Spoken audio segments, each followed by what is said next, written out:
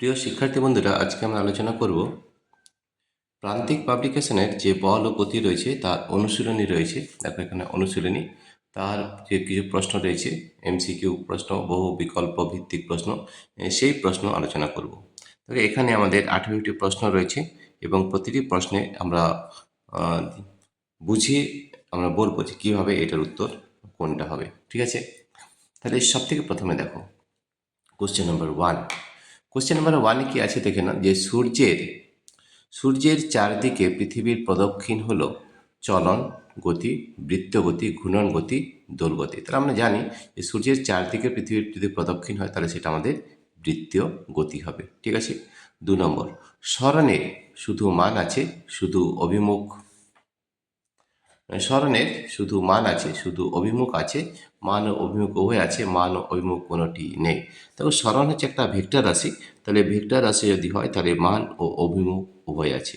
3 নম্বর, সমবেগে গতিশীল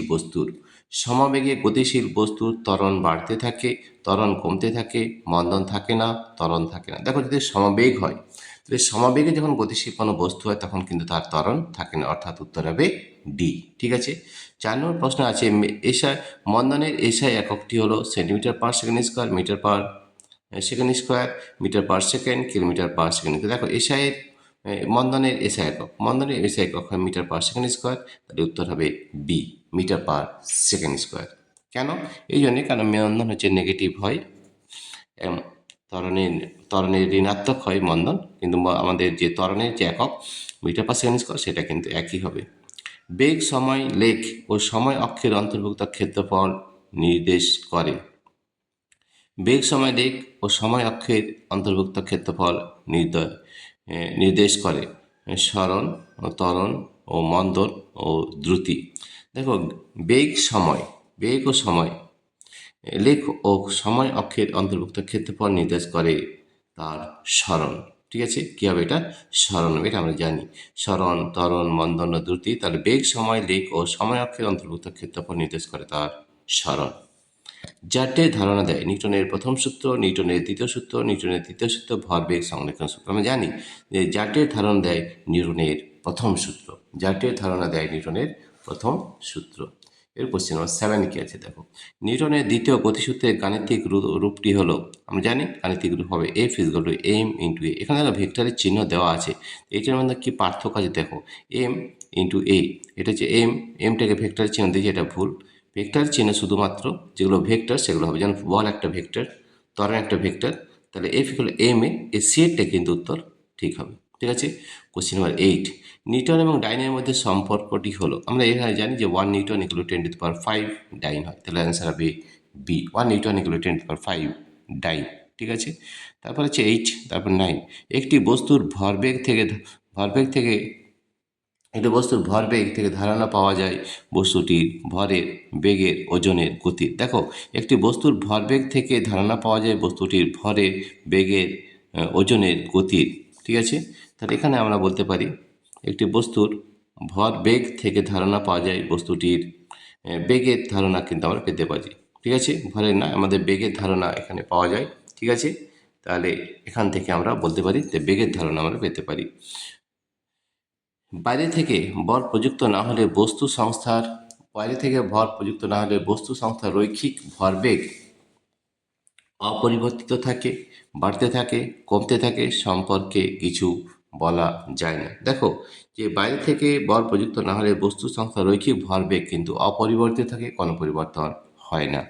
question number 11, একটি গাড়ির বেগ 36 কিলোমিটার প্রতি ঘন্টা থেকে বেড়ে 72 কিলোমিটার প্রতি ঘন্টা হয় 10 সেকেন্ডে, গাড়িটির ত্বরণের মান। তাহলে ত্বরণ বের করতে গেলে আমাদের কী করে বার করতে হয় দেখো, এই ত্বরণ আমাদের এখানে দেওয়া আছে কিলোমিটার প্রতি ঘন্টা এবং 10 সেকেন্ড, অর্থাৎ মিটার পার সেকেন্ডে আমাদের এটা করে নিতে হবে। ঠিক আছে, এটা আমরা একটা করে দেখাচ্ছি এই খাতার মধ্যে যে এটা কীভাবে করা যেতে পারে।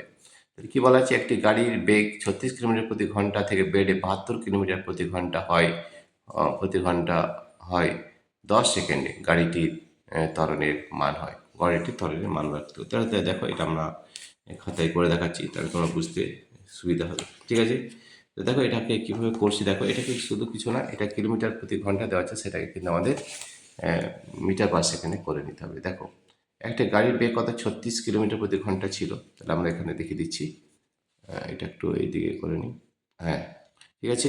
তাহলে কীভাবে করছি দেখো, কি বলেছে, একটি গাড়ির বেগ 36 কিলোমিটার প্রতি ঘন্টা থেকে বেড়ে 72 কিলোমিটার প্রতি ঘন্টা হয় 10 সেকেন্ডে। তাহলে দেখো আমাদের ইউ কত ছিল, ইউ আমাদের 36 কিলোমিটার প্রতি ঘন্টা, 36 কিলোমিটার পার আওয়ার, ঠিক আছে। আর কি রয়েছে, ভি, ভি রয়েছে আমাদের 72 কিলোমিটার প্রতি ঘন্টা। আর টাইম কত রয়েছে, টাইম রয়েছে আমাদের 10 সেকেন্ড, টাইম হচ্ছে 10 সেকেন্ড। এখানে যেটা সব থেকে আগে যেটা মনে রাখতে হবে, যেটা আমাদের এসআই পদ্ধতিতে করে নিতে হবে, যে কিলোমিটার পার আওয়ার। তাহলে কিলোমিটারকে যদি আমরা মিটারে চেঞ্জ করি, তাহলে 36 × 1000, ঠিক আছে। আর 1 ঘন্টা বানাচ্ছে 3600 সেকেন্ড, আমরা জানি 3600 সেকেন্ড, ঠিক আছে। তাহলে এটা দেখো কেটে যাচ্ছে, এই দুটো শূন্য কাটবে, এই দুটো শূন্য কাটবে, 36 কেটে গেল, তাহলে হলো 10 মিটার পার সেকেন্ড, বোঝা গেছে।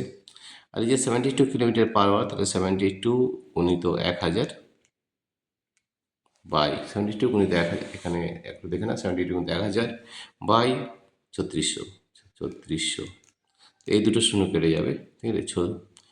36 2 গুণে হচ্ছে 72, তাহলে 20 মিটার পার সেকেন্ড, ঠিক আছে। তাহলে এটা যদি আমরা বের করি, আমাদের কী বার করতে বলা হয়েছে, আমাদের ত্বরণ। এই ত্বরণের সূত্র কী হয়, এ ইকুয়াল টু হয় V minus U by T. এটা হচ্ছে আমাদের ত্বরণের সূত্র, V minus U by T. V কত বেড়েছে, 20, তাহলে 20 মাইনাস 10 বাই সময় কত আছে 10, তাহলে 20 মাইনাস 10 মানে হচ্ছে 10/10, অর্থাৎ 1 মিটার পার সেকেন্ড স্কোয়ার। দেখো এখানে আমাদের কত বেরিয়েছে, 1 মিটার পার সেকেন্ড স্কোয়ার। এটাই আমাদের উত্তর হবে, 1 মিটার পার সেকেন্ড। কী করে কোনো আরেকবার দেখে দিই, আমাদের 36 কিলোমিটার প্রতি ঘন্টা, সেটাকে আমি মিটারে করলাম 10 মিটার পার সেকেন্ড। 72 কিলোমিটার প্রতি ঘন্টা, সেটা আমাদের 20 মিটার পার সেকেন্ড। টি আছে আমাদের 10 সেকেন্ড। এইগুলো ভি মাইনাস ইউ বাই টি, এই সূত্রটা জানি আমরা, 20 - 10/10, তাহলে হচ্ছে 1 মিটার পার সেকেন্ড স্কোয়ার। তো উত্তর দেখো এখানে 1 মিটার পার সেকেন্ড স্কোয়ার আছে নিশ্চয়ই। তাহলে দেখো ডি এর যে উত্তর রয়েছে 1 মিটার পার সেকেন্ড স্কোয়ার, এটাই আমাদের উত্তর হবে। তারপর দেখো 12-এর প্রশ্নটা, 20 মিটার পার সেকেন্ড বেগে গতিশীল একটি কণায় 4 মিটার পার সেকেন্ড স্কোয়ার ত্বরণ উৎপন্ন হয়, 2 সেকেন্ড পরে কণাটির বেগ হবে। মানে আমাদের কী কী দেওয়া আছে আগে লিখে নাও। দেখো 20 মিটার, কী বলেছে, 20 মিটার পার সেকেন্ড বেগে গতিশীল একটি কণায় 4 মিটার পার সেকেন্ড স্কোয়ার, হ্যাঁ, বলছে 20 মিটার পার সেকেন্ড বেগে গতিশীল একটি কণায় 4 মিটার পার সেকেন্ড স্কোয়ার ত্বরণ। তাহলে কী বলেছে, 2 সেকেন্ড পরে কণাটির বেগ হবে, ইউ দিয়েছে, ঠিক আছে। 20তে ইউ কত দেওয়া আছে, ইউ দেওয়া রয়েছে 20 metre per second, 20 metre per second, এটা কিন্তু আমাদের দেওয়া আছে, ঠিক আছে। একটি কণায় চার্জ এ দেওয়া আছে, এ দেওয়া আছে 4 metre per second square, 4 metre per second square, ঠিক আছে। 4 metre per second square, 4 metre per, এখানে আমরা লিখে নিচ্ছি এ, অর্থাৎ ত্বরণটা দেওয়া আছে আমাদের এখানে, একটু দেখে নাও, ত্বরণ দেওয়া আছে 4 মিটার পার সেকেন্ড স্কোয়ার, কত দেওয়া আছে 4 মিটার পার সেকেন্ড স্কোয়ার, ঠিক আছে। সঙ্গে এবং সময় দেওয়া আছে 2 সেকেন্ড, সময় আছে 2 সেকেন্ড পরে কণাটির বেগ কত হবে। তাহলে আমরা জানি আমাদের সূত্রকে ভি কট ইউ প্লাস এটি হয়, ব্যাস সূত্র বসিয়ে দিলেই হয়ে যাবে। ভি ইজ ইকাল টু হয় u plus at, u plus a into t. U কত আছে, ইউ আছে 20, প্লাস এ হচ্ছে 4, টি হচ্ছে 2, তাহলে হচ্ছে 20 প্লাস 4 2 8, মানে হচ্ছে 28। তাহলে এটা আবার 28 মিটার পার সেকেন্ড হবে, 28 মিটার পার সেকেন্ড। আমরা দেখো 12-এ 28 মিটার পার সেকেন্ড আছে কিনা। কোশ্চেন নম্বর 12, কোশ্চেন নম্বর 12,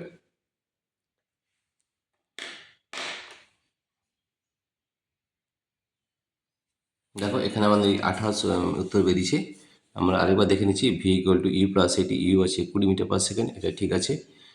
এ হচ্ছে 4 মিটার পার সেকেন্ড স্কোয়ার, এবং টি হচ্ছে 2 সেকেন্ড, 2, তাহলে 4 2 8 প্লাস 20 28 হবে। এটা 28, 22 আছে, 16 আছে, 12 আছে, আর 8 মিটার পার সেকেন্ড, তাহলে এটার উত্তর ভুল আছে। এর উত্তর হবে 28 মিটার পার সেকেন্ড, ঠিক আছে। কোশ্চেন নম্বর 13, কোশ্চেন নম্বর 13-এ কী আছে দেখে না, কোশ্চেন নম্বর 13 হচ্ছে বেগ, বেগ সময় লেখের গতি নির্দেশ করে, সরণ, ত্বরণ, বেগ, দ্রুতি। বেগ সময় লেখের গতি নির্দেশ করে, ঠিক আছে। বেগ সময়, বেগ সময় লেখের গতি নির্দেশ, তাহলে বেগ সময় যদি হয়, তাহলে আমরা এখান থেকে দুটো জিনিস পেতে পারি। এই যে বেগ সময়, তাহলে বেগ সময় হচ্ছে আমাদের সরণ, কী পেতে পারি আমরা, সরণ পেতে পারি, ঠিক আছে। এই যদি ক্ষেত্রফল নির্ণয় করে, তাহলে আমরা সরণ পেয়ে যাব, ঠিক আছে। বেগ সময় লেখের গতি নির্দেশ করে সরণ, কী হবে এটা, সরণ, ঠিক আছে। এরপরে কী আছে দেখে নাও, কোশ্চেন নম্বর 14, সরল দোলগতি দোলগতি বিশিষ্ট একটি কণার উপর ক্রিয়াশীল বল দূরত্বের সমানুপাতিক হয়, ত্বরণের সমানুপাতিক হয়, সরণের সমানুপাতিক হয়, শূন্য হয়। ঠিক আছে, তাহলে আমাদের জানি আমাদের সূত্রটা কি সেটা একটু মনে রাখতে হবে। সরল দোলগতির সূত্র হচ্ছে আমাদের এইটা কিন্তু আমাদের মনে রাখতে হবে। ঠিক আছে, তো সরল দোলগতি গতির আমাদের যে সূত্র হয় সেইটা কিন্তু আমাদের জানতে হবে। তো কোশ্চেন নাম্বার 14 কি আছে আমরা দেখে নিচ্ছি আরেকবার। সরল দোলগতি বিশিষ্ট একটি কণার উপর ক্রিয়াশীল বল দূরত্বের সমানুপাতিক হয়, ত্বরণের সমানুপাতিকে সরণের সমানুপাতিক হয়, শূন্য হয়। আমরা জানি যে সরল দোলগতি বিশিষ্ট একটি কণার উপর ক্রিয়াশীল বল সবসময় সরণের সমানুপাতিক হয়। সি, উত্তর হবে সি। কোশ্চেন নম্বর 15 নম্বর। 15 নম্বর কোশ্চেন কি রয়েছে একবার দেখে নিই। নিউটনের দ্বিতীয় গতিসূত্র থেকে জানা যায় বলের সংজ্ঞা, বলের পরিমাপ, ভরবেগ সবগুলি। আমরা জানি যে নিউটনের দ্বিতীয় গতিসূত্র থেকে জানা যায় বলের পরিমাপ। কোশ্চেন নম্বর 16 কি আছে, যে সূত্রের দ্বারা রকেটের গতি ব্যাখ্যা করা যায় তা হলো ভরের সংরক্ষণ সূত্র, শক্তির সংরক্ষণ সূত্র, ভরবেগের সংরক্ষণ সূত্র, এর কোনোটি নয়। দেখো, যে সূত্রের দ্বারা রকেটের গতি ব্যাখ্যা করা যায় তা হলো ভরবেগের সংরক্ষণ সূত্র। কোশ্চেন নম্বর 17, কোনটি সঠিক? ক্রিয়া ও প্রতিক্রিয়া বল অসমান হয়, ক্রিয়া প্রতিক্রিয়া বল একমুখী হয়, ক্রিয়া প্রতিক্রিয়া বল একই বস্তুতে প্রযুক্ত হয়, ক্রিয়া এবং প্রতিক্রিয়া বল ভিন্ন বস্তুতে প্রযুক্ত হয়। আমরা আগেও বলেছিলাম যে ক্রিয়া এবং প্রতিক্রিয়া বল ভিন্ন বস্তুতে প্রযুক্ত হয়। Action and reaction act on different bodies. Question number 18 কি আছে, ভরবেগের এসআই এককটি হলো, ভরবেগের এসআই একটা কেজি মিটার পার সেকেন্ড। ভর এম ইন্টু ভি হয়, তাহলে কেজি মিটার পার সেকেন্ড হবে। ঠিক আছে, তাহলে 18 দেখো উত্তর হবে ভরবেগের এসআই এককটি হলো কেজি মিটার পার সেকেন্ড। দেখো, আমরা অনুশীলনীর প্রথম কোশ্চেনটা আমরা করলাম এমসিকিউ কোশ্চেন, এছাড়াও আরও প্রশ্ন রয়েছে, সেগুলো কিন্তু আমরা করব। আজকে আমরা করছি প্রান্তিক পাবলিকেশনের অনুশীলনী। প্রিয় শিক্ষার্থী বন্ধুরা, তোমাদের যদি এই ভিডিওটি ভালো লেগে থাকে তাহলে প্লিজ সাবস্ক্রাইব, লাইক ও শেয়ার অবশ্যই করবে। Thank you everybody for watching this video. তোমরা যদি এই ধরনের ভিডিও পেতে চাও তাহলে আমাদের অ্যাপ রয়েছে, আমাদের অ্যাপটির নাম হচ্ছে পাই এডুকেশন। এই পাই এডুকেশন অ্যাপটি ডাউনলোড করার আমাদের দুটো পদ্ধতি রয়েছে। প্রথম পদ্ধতি, আমাদের এই ভিডিও ডেসক্রিপশনে অ্যাপ লিঙ্ক দেওয়া রয়েছে, সেখানে ট্যাপ করে আমাদের অ্যাপটি ডাউনলোড হয়ে যাবে। এছাড়াও তোমরা আমাদের গুগল প্লে স্টোর থেকে এই অ্যাপটি ডাউনলোড করতে পারবে। প্রিয় শিক্ষার্থী বন্ধুরা, তোমাদের যদি এই ভিডিওটি ভালো লেগে থাকে তাহলে অবশ্যই সাবস্ক্রাইব, লাইক ও শেয়ার করবে। Thank you everybody for watching this video.